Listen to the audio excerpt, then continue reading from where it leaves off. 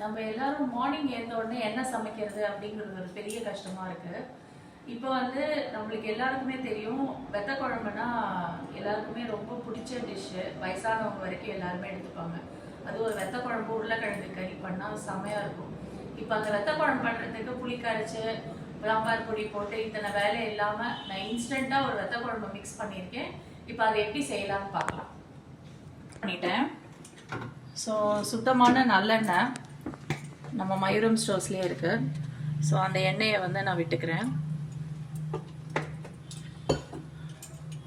நல்லெண்ணெய் விட்ட அப்புறம் பார்த்தீங்கன்னா ஒரு கரண்டின்னு சொல்லுவா இல்லையா, அது வந்து ஒரு 2 டேபிள் ஸ்பூன் கிட்ட வரும்னு வச்சுக்கோங்களேன்.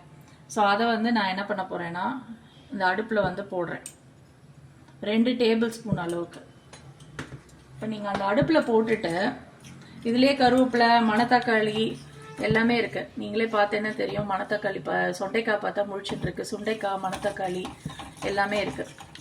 இப்போது இதை வந்து ஒரு பெரட்டுறதுக்கு காரணம் என்னன்னா உங்களுக்கு வந்து ஒரு பச்சை ஸ்மெல் இல்லாமல் இருக்கிறதுக்காக மட்டும்தான். இது வந்து 2 கப்ஸோட மக்கு. ஸோ இப்போ நம்ம வந்து 1 கப்பை வந்து ஃபஸ்ட்டு விடுறோம். கன்சிஸ்டன்சி பார்த்துட்டு வேணும்னா நம்ம இன்னும் கொஞ்சம் வேணால் தண்ணி விட்டுக்கலாம். இப்போ நீங்கள் பார்த்தீங்கன்னா உங்களுக்கு தெரியும், அதில் வந்து சுண்டைக்காவும் போட்டிருக்கேன், மணத்தக்காளியும் போட்டிருக்கேன். இது ரெண்டுமே வந்து மயூரம் ஸ்டோர்ஸில் நாங்களே ஓனாக ப்ரிப்பேர் ஆகிறது தான். சோலார் ட்ரையரில் நம்ம வந்து ஃப்ரெஷ் மணத்தக்காளி கிடைக்கும் போது நம்ம அதை வந்து பதமாக வந்து காய வச்சு டஸ்ட் இல்லாமல் நம்ம பண்ணுறோம். ஸோ அந்த மணத்தக்காளி வத்தல் அதை வச்சு தான் நம்ம பண்ணியிருக்கோம். இதில் என்ன பார்த்தீங்கன்னா உங்களுக்கு வெத்த குழம்பு எப்பவுமே வந்து திக்காக இல்லாமல் ரொம்ப தண்ணியாக இருக்கிற மாதிரி இருக்கும். பட் இப்போ பார்த்தீங்கன்னா என்னோட வெத்த குழம்பு வித்தின் 2 செகண்ட்ஸில் பார்த்தீங்கன்னா எப்படி ஆகிடுக்குன்னு பாருங்கள். ஸோ இப்போ நம்ம இன்னும் கொஞ்சம் வாட்டர் கூட ஆட் பண்ணலாம்.